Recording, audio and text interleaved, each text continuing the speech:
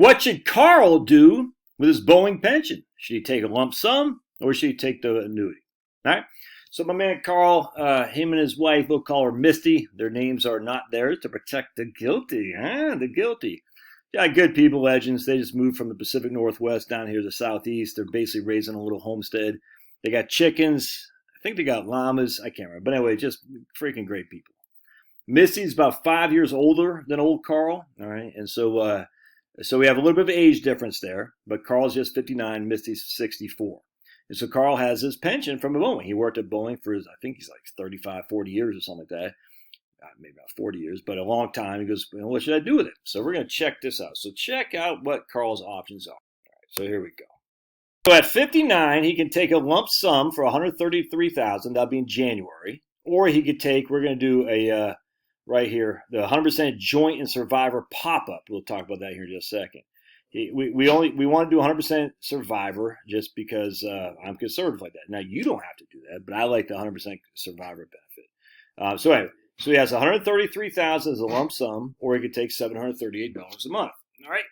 So if we take our trusty calculator, we can see that 133. So we say 738 times 12 equals $8,800 a year divided by 133,000. That gives us a 7% distribution rate for a guy who's 59 years old with a 100% survivor benefit. That's a smoking deal. There's no cost of living here at all. That's a smoking deal. All right. So that's pretty good. We're like, yeah, that's definitely, in my opinion, very good as opposed to taking a lump sum. That's, in my opinion, not a no-brainer. He can wait till he's 65, in which case the lump sum would be $176. And the monthly payment, 100% survivor benefit. By the way, a pop-up just means if she dies before he does, he gets an increase in the benefit.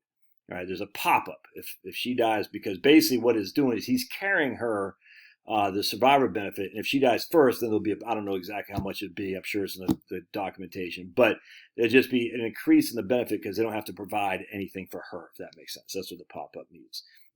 Anyway, so you can see right here. So it'll be $1,088 a month, 1,088 times 12, and that'd be $13,056. Or he could take a lump sum as $176,000. So $13,056 divided by $176,000.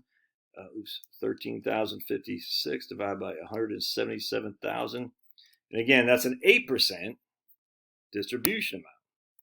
With a 100% survivor benefit and a pop-up, now this time it'd be 65. That's why it's different, because if you're taking at 59, you have you have more payments, less per paycheck, just like Social Security. If you take Social Security early, you're not actually getting a reduced amount. You're just getting more paychecks for a reduced amount. It's all actuarial even. Same thing here. If you take at 59, you're going to get more payments, but you get a less amount. If you take at 65, you'll get less payments and you'll get more amount because you're more likely to die. Either one of those is a fantastic deal. All right, so I'm sitting there thinking, interesting. So check this out. So what would happen if we take $133,000? All right, that's our present value. $133,000 present value, zero payment. We got 2,000. This will be when he's 65. So basically, be 5 years, because this will start kicking in right about when he's 59 and a half. So it'll be 5.5 years. All right. So basically, we got 5.5 years is going to be our end. 5.5 is our end. What do we say? 133 is our present value. Future value is 176. Future value. That would give us a 5.23% guaranteed rate of return on our lump sum. That's not that great. I'm like, man, you're getting almost that in the money market right now. But watch this. All right, so on our lump sum, that gives us a 5.23% guarantee. We know it's going to be guaranteed in 5.5 years at $176,000. That's a fact, unless Boeing goes bankrupt, which in this day and age, because they've hired a bunch of MBAs with DEI credentials instead of good old-fashioned engineers, they could. I'm just being silly there, my friends. I'm not saying that at all. I don't own Boeing stock. I don't have any antipathy towards Boeing. I don't care. But anyway, of course, if you hire DEI MBAs, you're probably going to have issues. If you hire engineers, a lot of them happy white guys and black guys, and you're probably going to be okay.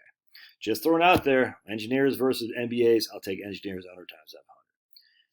But on the other hand, so we talk about 5.36 is the rate of return from here, 133 to here. But what's the difference on the payout? 738 is our present value. 1088 is our future value.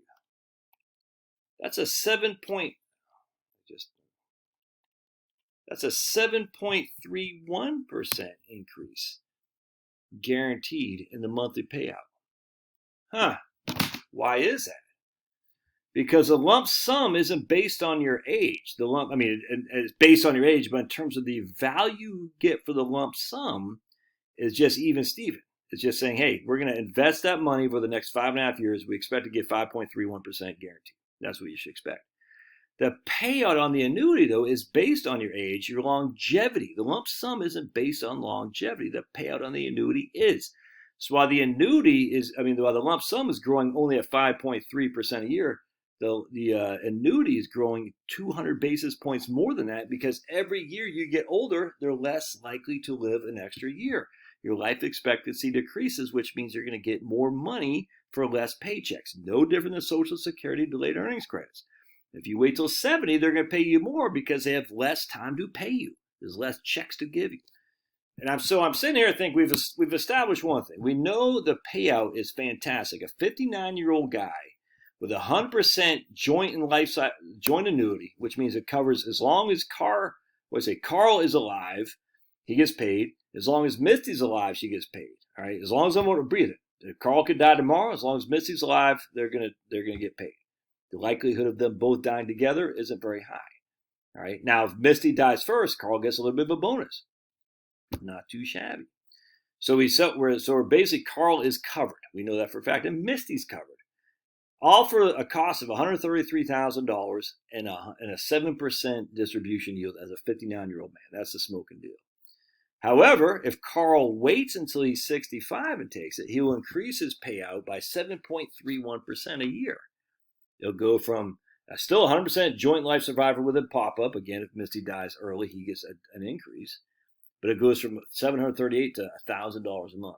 At the same time, he's going to be kicking into Social Security roughly. That's what I would do. That's a no-brainer to me. I mean, we can talk about the life annuity with guaranteed 10 years. I wouldn't touch that. A 50% survivor joint survivor annuity. I mean, look. So let me just show you real quick. You got single life annuity is $817. 100% annuity with a pop-up is $738. So you're only sacrificing less than $100 a month for guaranteeing your wife has coverage versus this stops when you die. That's a no-brainer. You got 50% with a pop-up. You're only getting an extra 38 bucks or something like that. $37, $47 a month. So you're getting an extra $600 a year to reduce your wife's payout by 50%. That doesn't make any sense. You said, I don't like that at all. So, and then look, it says it right there. When you die, she gets that right there. Or right here, she gets that. It's $387. Yeah, no, don't do that. So you're going to sacrifice 50% for her so that you can get an extra $47 a month. Don't do that. 75% is just not that big a deal. So anyway, the point being is, then right here is when you hit Social Security age, is a leveling off. Then once you hit social, it drops down. I don't like any of these. I just like the 100% joint life survivor with a pop-up. So if I'm Carl, I actually recommend him taking at 65. I can't remember what he said. I mean, it's up to him. He can do whatever he wants. I'm not going to get mad at him. But you don't want to turn away from that annuity. No way, man. If you're on Boeing and you get the same option, I would recommend you think about this significantly too, without question, before you just turn that over to a financial advisor to charge you 1%. All right. God bless. Don't forget to paw that like button and love your thoughts. We'll see you.